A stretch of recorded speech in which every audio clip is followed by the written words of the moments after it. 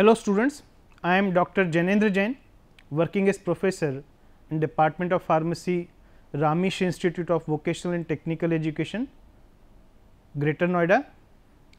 I will be discussing with 7th semester syllabus the instrumental method of analysis with the subject code of BP 701T, and in today's lecture I will be discussing about applications of UV visible spectroscopy. In my previous classes, I have already discussed about the basic principle of UV visible spectroscopy, the electronic transitions, then Lambert-Beer's law, then detailed instrumentation, the various components of UV visible spectrophotometer and functioning of single beam and double beam UV visible spectrophotometer. And in today's lecture, I will be discussing about the applications of UV visible spectroscopy, in which we will be discussing about the calibration curve method, internal standard addition method, external standard addition method and derivative spectroscopy. As far as the applications of UV visible spectroscopy is concerned, it has got the major applications in pharma industry.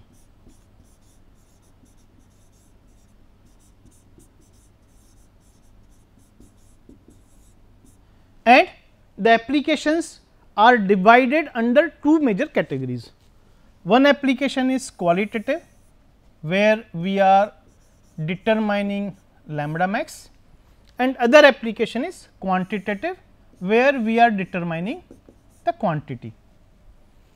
So, when we say qualitative application, it means we are determining impurities, it helps in functional group detection, it helps in identification of unsaturation and conjugation, then it helps in identification of inorganic complexes and determination of ionization constant values.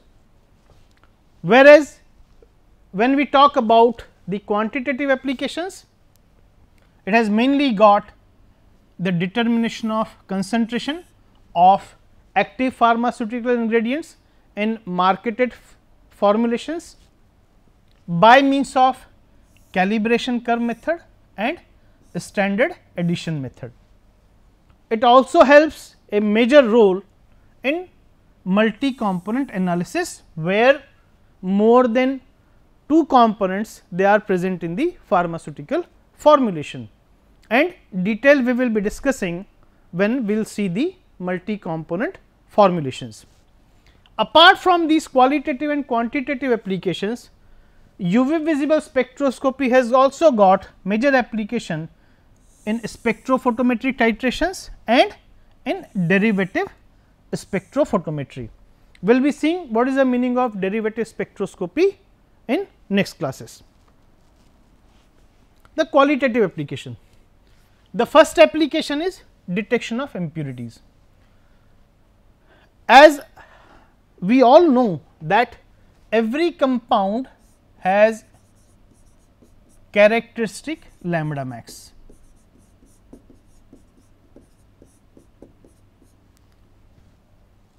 Her compound का अपना एक characteristic lambda max की value होती है और वही उसको उसकी इम्प्योरिटीज डिटेक्ट करने में हेल्प करती है. So it is one of the best method for determination of impurities in organic molecules. So if I say paracetamol, its lambda max is 257 nanometer. अगर पैरासिटामोल के यूवी स्पेक्ट्रा में 257 nanometre के अलावा और भी कोई एडिशनल पिक्स हैं, तो वो जो एडिशनल पिक्स होगी they may be because of impurity present in paracetamol. So those additional peaks they indicate that the paracetamol raw material it contains additional impurities. Impurities can also be detected by measuring the absorbance at specific wavelength. So, if we see the diagram, now this is the standard paracetamol. तो आप देख सकते हैं कि paracetamol की अपनी एक absorbance की वैल्यू है एक पर्टिकुलर लैम्बडा मैक्स के ऊपर, और जब उसके अंदर एडिशनल पिक्स हैं जो कि यहाँ दिखाई गई हैं, so they are the peaks because of impurities. तो जब जब हम लोगों को ये डिटरमाइन करना होता है कि जो पैरासीटामोल हमने लैब में बनाया हुआ है और जो पैरासीटामोल स्टैंडर्ड पैरासीटामोल था, उन दोनों को जब हमारे को कंपेयर करना है, तो उस कंपैरिजन के लिए हम लोग जो स्टैंडर्ड पैरासीटामोल है उसका यूवी स्पेक्ट्रा लेंगे, और जो पैरासीटामोल हमने लैब में बनाया हुआ है या नए बैच का पैरासीटामोल जो प्रोक्योर किया हुआ है, उन दोनों पैरासीटामोल को हम लोग कंपेयर करेंगे और देखेंगे कि उन दोनों का जो स्पेक्ट्रा है वो एक दूसरे से ओवरलैप कर रहा है या नहीं कर रहा है। अगर नहीं कर रहा है तो जो एडिशनल पिक्स हैं वो अगर इम्प्योरिटीज़ की वजह से, तो कौन सी इम्प्योरिटीज़ होगी इसको एनालाइज करना जरूरी होता है उसको मैन्युफैक्चरिंग में ले जाने से पहले। The second qualitative application is detection of functional group. तो जैसा एक एग्जांपल इसमें दिया हुआ है, for acidic functional group lambda max is 208 nanometer and for carbonyl functional group lambda max is 189 nanometer. So, each and every organic compound possesses a functional group, whether it is NH2, it is COOH or COCH3 or CONH2 or methyl or phenolic OH, alcoholic OH, ether, ester. So, every functional group has definite lambda max value. तो जब भी हम लोग कोई reaction लगाते हैं और ये देखना चाहते हैं कि वो रिएक्शन पूरी हुई है या नहीं हुई है, वो एक फंक्शनल ग्रुप रिएक्टेंट का प्रोडक्ट के फंक्शनल ग्रुप में चेंज हुआ है या नहीं हुआ है, उसको डिटेक्ट करने के लिए हम लोग यूवी विजिबल स्पेक्ट्रोस्कोपी का इस्तेमाल कर सकते हैं। हम लोग यहाँ कहीं भी क्वांटिटी डिटरमाइन नहीं कर रहे हैं, हम लोग सिर्फ ये चेक कर रहे हैं कि वो फंक्शनल ग्रुप चेंज हुआ है या नहीं हुआ है। अगर फंक्शनल ग्रुप चेंज हो गया होगा तो इसका मतलब उसकी लैम्बडा मैक्स की वैल्यू भी जो है वो चेंज हो गई होगी, और वो लैम्बडा मैक्स जो है उस करस्पॉन्डिंग फंक्शनल ग्रुप की लैम्बडा मैक्स से मैच करना चाहिए। Then and then only we can say that our reaction is completed. The third application is detection of unsaturation or conjugation. So, when we say unsaturation means presence of double bond. That double bond can be C double bond C, it can be C double bond O, it can be C triple bond C, it can be C triple bond N, it can be C double bond N. So, all these unsaturations and conjugations they can be detected by UV visible spectroscopy. Even it also helps in detection of aromatic rings. तो कितनी aromatic rings हैं, किस location के ऊपर उसके अंदर substituent present है, ortho पर है, मेटा पर है, पैरा पर है, कौन सा सब्सटीट्यूएंट प्रेजेंट है, तो इन सब कंपोनेंट का अपना एक डेफिनेट लैम्बडा मैक्स की वैल्यू होती है। So, by observing that lambda max value we can detect the presence of unsaturation or even conjugation systems.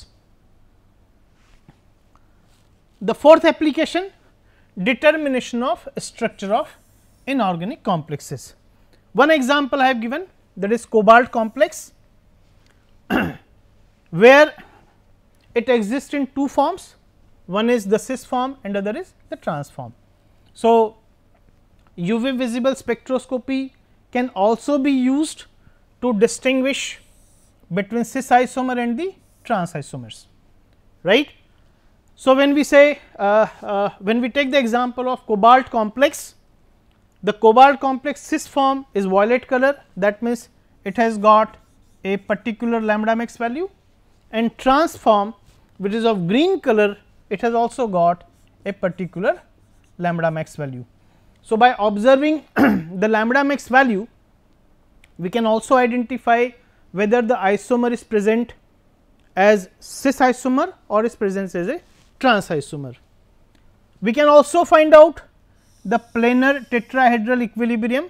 As you can see, the planar form, its intensity decreases as the temperature increases, whereas tetrahedral form, the intensity of signal increases as the temperature increases. तो इसका जो equilibrium है planar to tetrahedral complex, अगर ये shift हो रहा है तो उसको भी हम लोग उसकी लैम्बडा मैक्स से उसको आइडेंटिफाई कर सकते हैं. The fifth application, the determination of ionization constant values, that is pK values. So, we can take a simple example of a weak acid HA. तो HA जब dissociate होगा और ionize होगा तो वो बनाएगा H3O plus and A minus. This is anion and this is cation. तो जब इसका इक्वेशन हम लोग लिखेंगे, will have K is equal to H3O plus into A minus upon HA, और जब उसको फर्दर सॉल्व करेंगे will have a equation Pk is equal to pH plus log of HA upon A minus, right. Now we have HA with definite lambda max and we have A minus with definite lambda max. So, what we can do? The ratio HA upon A minus can be determined by spectrophotometer from the graph between absorbance and wavelength at different pH values. So, by using different pH values we can easily determine the pK values. So, this is how we can determine the ionization constant values. Sixth application is the molecular weight determination. So, I have taken a simple example of amine. So, if you have a compound contains amino group and you want to determine its molecular weight. So, what you can do? You can convert it into a amine picrate. So, amine compound is converted to amine picrate and that amine picrate is showing absorbance at lambda max of 380 nanometer. So, by using the value of molar absorptivity of amine picrate, we can easily find out the molecular weight of compound which is amine by nature. So, we can use the formula epsilon is equal to A into molecular weight upon 10. So, by using this formula we can determine the molecular weight of amine. Then coming to the next application, that is quantitative application. First and the foremost and I will say the most wide application of UV visible spectroscopy is determination of concentration and determination of purity. It has got a major role in pharmaceutical research, chemical research, biochemistry, chemical analysis, industrial processing to measure the concentration of unknown by two methods. One method is known as calibration curve method and other method known as standard addition method. So, we will see both the methods one by one. So, let us come to the calibration method. Now, we know Lambert-Beer's law. It says absorbance is directly proportional to concentration. So, what we have to do? We have to prepare calibration curve. तो calibration curve बनाने के लिए आपको अलग अलग concentration के solutions बनाने होंगे. So if I take a simple example, so let us take a simple example of paracetamol. I will prepare 5 different concentrations. So, let us say I will prepare 5 microgram per ml, 10 microgram per ml, 15 microgram per ml, then 20 microgram per ml and 25 microgram per ml.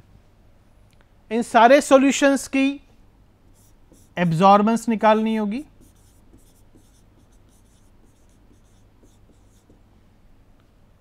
so I'll have for 5 I will have A1, for 10 I'll have absorbance 2, for 15 I will have absorbance A3, for 20 I will have absorbance A4, and for 25 I will have absorbance value of A5. Then I will plot a graph, between absorbance and concentration. So, if it obeys the Lambert-Beer's law perfectly, then all the 5 points they should make a straight line passing through origin. So, this is called as calibration curve. अब जब मुझे paracetamol tablet लेनी है, so let us say I have a tablet of Calpol which contains paracetamol and I want to determine the amount of paracetamol in Calpol. So, what I will do? I will prepare sample solution, of Calpol and उसकी absorbance निकालने के बाद में let us से उसकी absorbance कहीं पर यहाँ आती है, this is absorbance of Calpol solution. तो by drawing a perpendicular I can find out the amount of paracetamol present in Calpol. और ये सबसे ज़्यादा इस्तेमाल होने वाली मेथड्स हैं यूवी विजिबल स्पेक्ट्रोस्कोपी में bye means of calibration curve. तो जितने भी फार्मास्यूटिकल फॉर्मूलेशंस हैं जो मार्केट में अवेलेबल हैं, चाहे वो सिंगल कंपोनेंट फॉर्मूलेशन हो, चाहे वो मल्टी कंपोनेंट फॉर्मूलेशन हो, सारे फॉर्मूलेशंस कैलिब्रेशन कर्व मेथड से उनके अंदर अमाउंट का एस्टिमेशन आसानी से किया जा सकता है. So calibration curve method is the most widely and most preferred method in pharma industry by UV visible spectroscopy.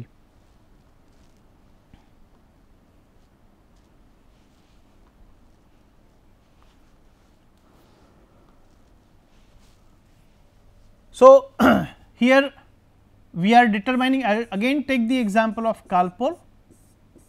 I have determined the amount from graph, and let us say if I have prepared the simple solution in this manner, if the sample is diluted to 10 ml and then from 1 ml is withdrawn and again diluted to 10 ml, then I have to find out the dilution factor.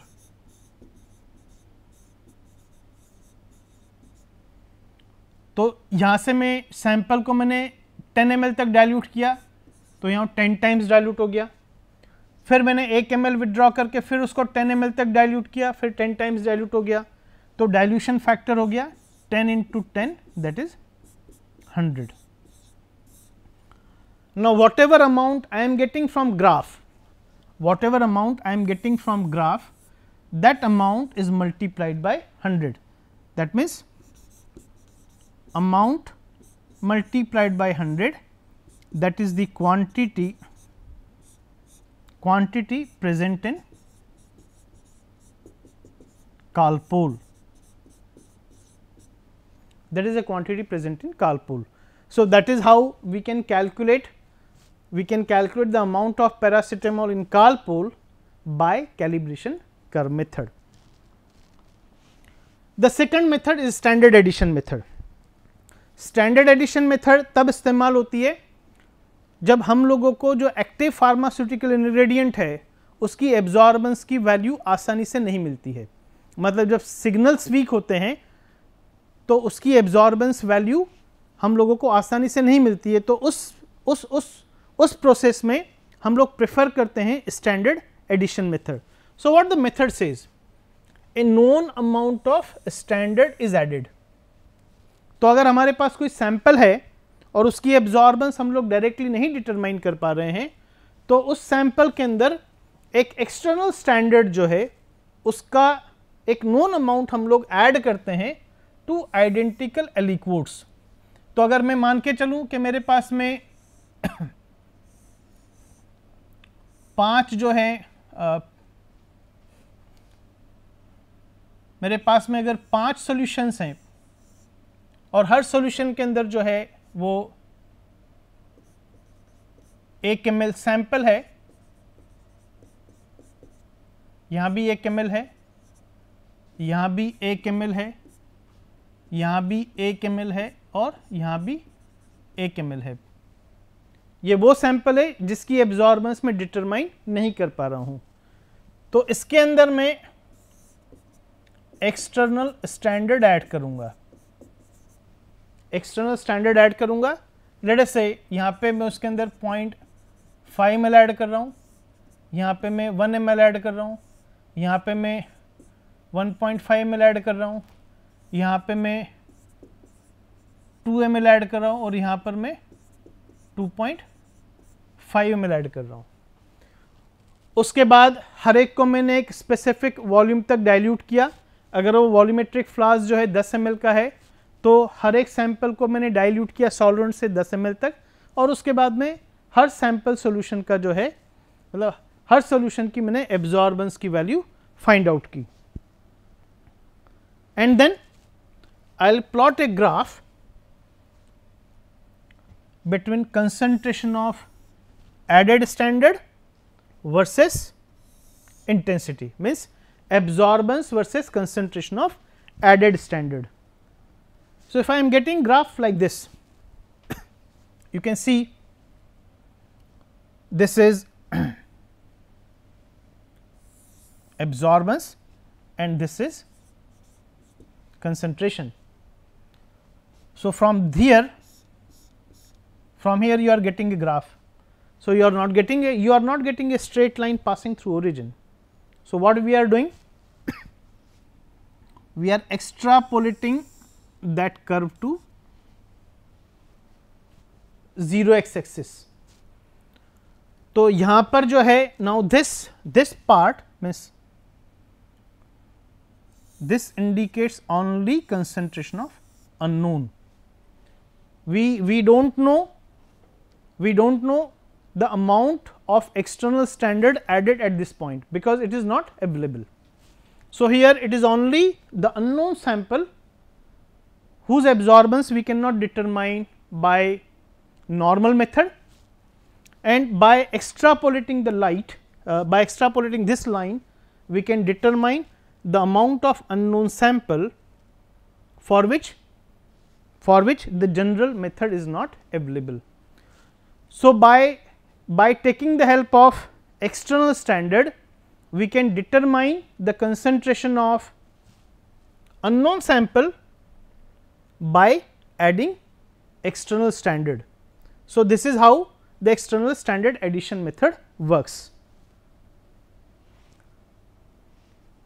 So, I hope that I should have been able to make you understand about the calibration curve method, about the external standard method, and in next lecture we will be seeing the derivative spectroscopy, then simultaneous method of analysis, multi-component method of analysis and Woodward's Fisher rule. Thank you so much.